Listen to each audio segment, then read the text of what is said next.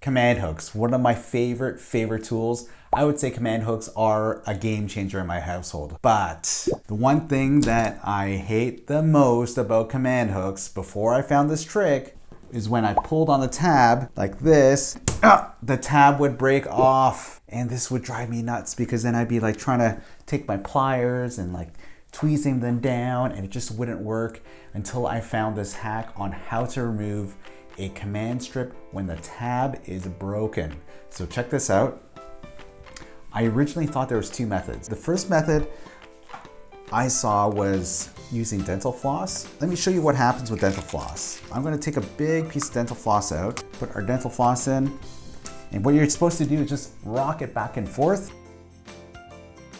What happens is that my floss breaks. Now I've tried this test several times, and I gotta tell you, the dental floss, unless you have really strong dental floss, it's not gonna work. Better than dental floss is using fishing line. I'm gonna take 2 feet of line out. What I like to do is actually just wrap around my hand like this, and then I'm gonna go again from the top down. I'm just gonna seesaw back and forth. And there you go. Now if you have remnants left over like this, not a problem at all. You're just gonna pull down, and it comes off cleanly. Now to get it off your backing, what you're gonna do is just gonna take the remaining adhesive and you can just yank on the back, and then it'll just release off. I see it releasing off here, and voila, clean surface. I'll show it to you one more time.